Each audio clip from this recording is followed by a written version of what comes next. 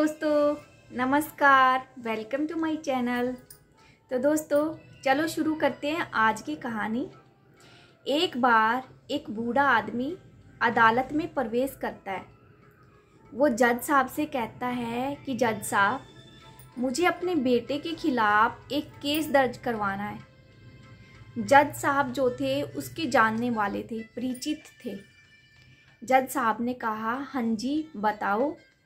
उसने कहा कि मुझे अपने बेटे से अपने खर्चे के लिए हर महीने एक फ़िक्स अमाउंट चाहिए और वो फिक्स अमाउंट मुझे अपने बेटे के हाथों से चाहिए। वो जो आदमी था देखने में बड़ा अमीर लग रहा था और जज साहब के परिचित थे। जज साहब ने कहा कि सर, आप तो बहुत रिच है, अमीर है, आपको क्या ज़रूरत है अपने बेटों से एक फ़िक्स अमाउंट लेने की। उसने कहा कि नहीं, भले ही मैं अमीर हूँ पर मुझे तो अपने बेटे से एक अमाउंट चाहिए, चाहे वो अमाउंट छोटा ही क्यों ना हो।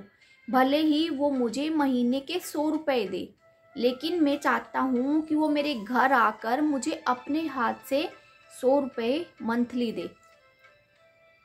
जज ने उसको बहुत समझाने का प्रयास किया, लेकिन वो अपनी बात पर अडिग रहा।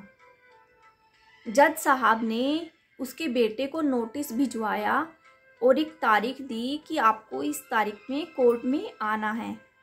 गिवन डेट में उसका बेटा कोर्ट में हाजिर होता है।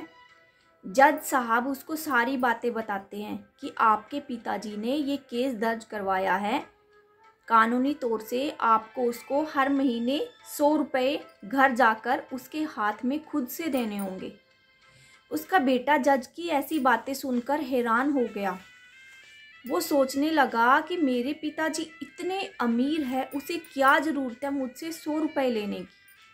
पर बेटा मान गया क्योंकि कानूनी केस हो चुका था। तो कोर्ट स्थगित हो जाती है। जब वो बूढ़ा आदमी जा रहा होता है तो पीछे से जज आवाज़ लगाता है कि सुनिए, मुझे आपसे कुछ बातें करनी है।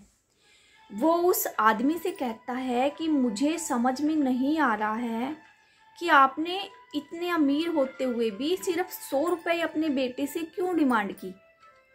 उसके पिता ने अपनी भीगी आंखों से कहा कि मैंने अपने बेटे को बहुत पढ़ाया लिखाया, उसकी अच्छी परवरिश की, एक अच्छा और बेहतर इंसान बनाया, लेकिन उसने क्या किया, उसके पास तो मेरे लिए टाइम ही नहीं है।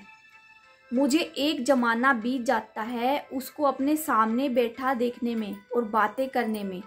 इवन मेरी तो फ़ोन पे भी बातें नहीं होती है उनसे। मैं इतनी बार फ़ोन करता हूँ लेकिन वो बिज़ी होते हैं। अब बताओ मैं क्या करूँ, वो अपने कामों में इतना व्यस्त रहता है। भले ही महीने में ही सही, भले ही 100 रुपये ही सही, इस बहाने से वो मुझे आकर देगा तो सही। मैं उसको इत्मीनान से, तसल्ली से अपने सामने बैठा देखूंगा तो सही और मुझे सुकून तो मिलेगा।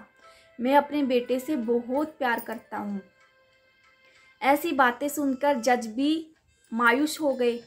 उसने कहा, तो मुझे आपने पहले बताना चाहिए था। मैं आपको नज़रअंदाज करने के जुर्म में आपके बेटे को अच्छी से अच्छी, कड़ी से कड़ी सज़ा दिलवा सकता था। उस आदमी ने फिर कहा, शायद आपने मेरी बात नहीं सुनी। मैं अपने बेटे से बहुत प्यार करता हूँ। अगर आप उसको सज़ा देते तो मुझे तकलीफ़ होती, उसे तकलीफ़ होती तो मुझे तकलीफ़ होती, और मैं उसको किसी भी तरह की तकलीफ़ में नहीं देख सकता। जज टकाटक भरी नज़रों से उस आदमी को, उस बेबस पिता को देखता रहा। तो दोस्तों, इस कहानी से आपने क्या सीखा? हमारे पेरेंट्स हमारे लिए, हमारी परवरिश के लिए, हमको एक बेहतर लाइफस्टाइल देने के लिए पता नहीं क्या कुछ नहीं करते। शायद अपने कितने अरमानों का गला दबाकर वो हमारी परवरिश करते हैं, और हम जब इतने बेहतर, इतने स्टैंड हो जाते हैं अपनी लाइफ में, तो अपने आप के आगे हम किसी को नहीं देखते। उन माँ बाप की, उनके सेक्रीफाइसेस की कोई वैल्यू नहीं रह जाती। इवन हम उनसे मिलना भी बंद कर देते हैं। सो मेरी यही रिक्वेस्ट है, प्लीज़ ऐसा मत कीजिए। दुनिया में पेरेंट्स, माँ बाप ही ऐसे हैं जो आपसे बिल्कुल सच्चा निस्वार्थ प्यार करते हैं। उनकी आंखें तरस जाती है आपको एक झलक देखने के लिए। तो कम से कम आपके बिजी शेड्यूल में से थोड़ा सा टाइम निकाल कर उनसे मिल तो लीजिए।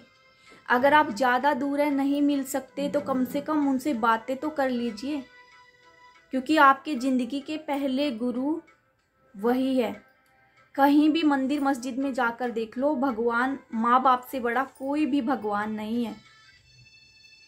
तो प्लीज़ प्लीज़ इस बात को नज़रअंदाज ना करें। अपने पेरेंट्स के लिए टाइम निकालें, उन्हें टाइम दे। उनकी आंखें तरस जाती है आपको देखने के लिए, आपकी आवाज़ सुनने के लिए। और ये जो टाइम आप कर लेंगे, ये जो थोड़े से पल उनके साथ खुशियाँ बिता लेंगे, उनकी ज़िंदगी बहुत अच्छे से गुजर जाएगी। तो आप शायद अपने डेली रूटीन में नहीं, आपके बिजी शेड्यूल में से आपको, जैसे हम वैसे भी इतना टाइम वेस्ट करते हैं, अपनी फैमिली के साथ भी तो हम टाइम निकालते हैं, मूवी देखने जाते हैं, पिकनिक जाते हैं, अपने बच्चों को घुमाने ले जाते हैं, वो भी अपनी फर्स्ट प्रायोरिटी रखिए। अपने माँ बाप के लिए भी थोड़ा सा टाइम निकालिए और उसको भी अपने रूटीन में ऐड कर लीजिए। बंद किस्मत की कोई ताली नहीं होती, बंद किस्मत की कोई ताली नहीं होती, सूखी उम्मीदों की कोई डाली नहीं होती। जो झुक जाए माँ बाप के चरणों में, उसकी झोली कभी खाली नहीं होती। माँ बाप का दिल जीत लो, कामयाब हो जाओगे। माँ बाप का दिल जीत लो, कामयाब हो जाओगे, वरना सारी दुनिया जीत कर भी तुम हार जाओगे। तो दोस्तों, आई होप आपको मेरी ये कहानी ज़रूर पसंद आई होगी। अगर कोई मेरी आवाज़ को पहली बार सुन रहा है और मेरी वीडियो को पहली बार देख रहा है, तो please please subscribe my channel for latest video. I hope सुख रहें, खुशी रहें, अपनों के साथ अच्छा जीवन बिताएं। तो इसी के साथ मैं आपसे विदा लेती हूँ। Thank you so much. आपका दिन शुभ हो।